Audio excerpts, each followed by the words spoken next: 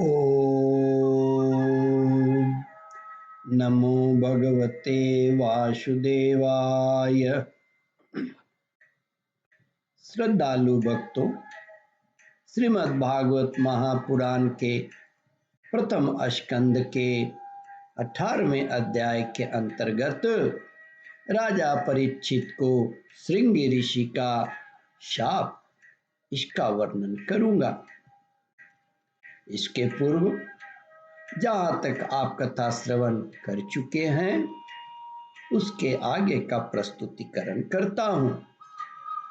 सूत जी कहते हैं, आचमन करके शाप देने के बाद वह बालक अपने आश्रम पर आया और अपने पिता के गले में शाप देखकर उसे बड़ा दुख हुआ तथा वह धाड़ मारकर रोने लगा।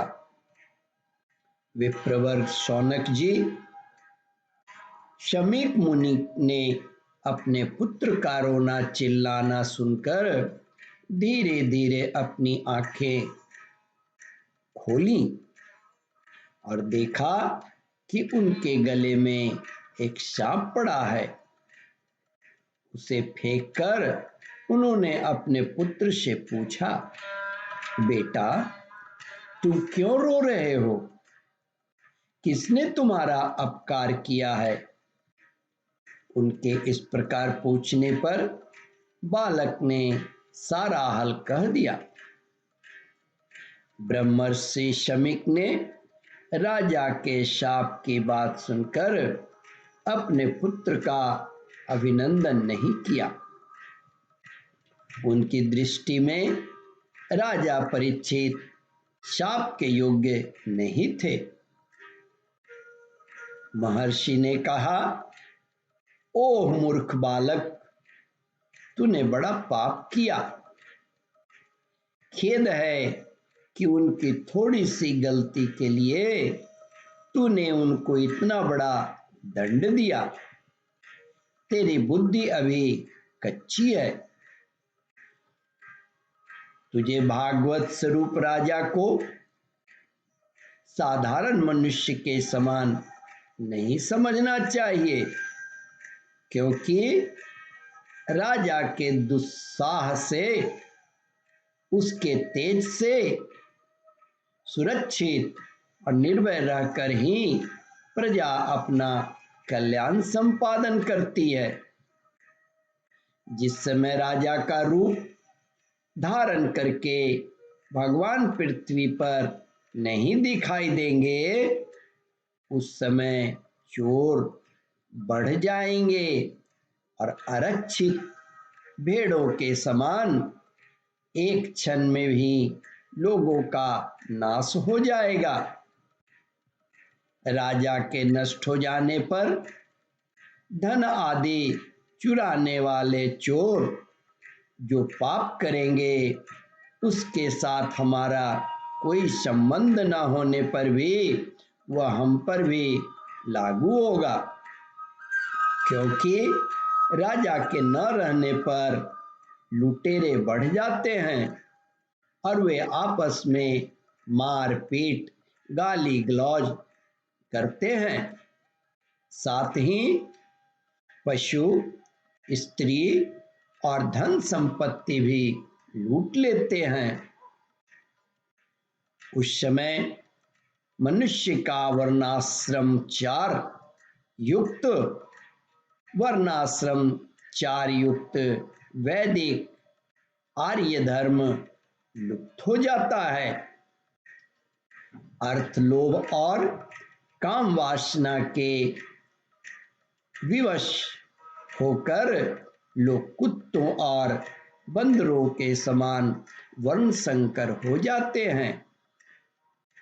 सम्राट परीक्षित तो बड़े ही यशस्वी और धर्म धुरंधर हैं।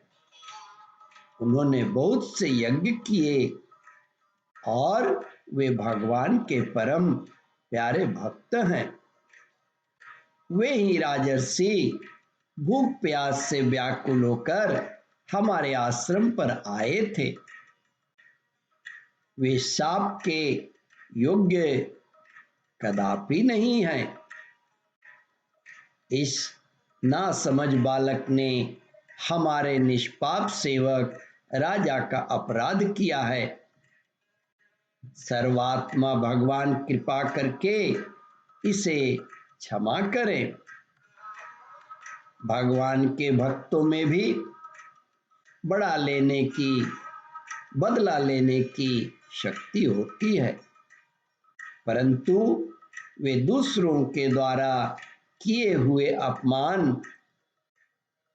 धोखेबाजी, गाली गलौज, आक्षेप और मारपीट का कोई बदला नहीं लेते। यानी कि भगवान किसी से बदला नहीं लेते हैं। महामुनि शमीक को पुत्र के अपराध पर बड़ा पश्चाताप हुआ।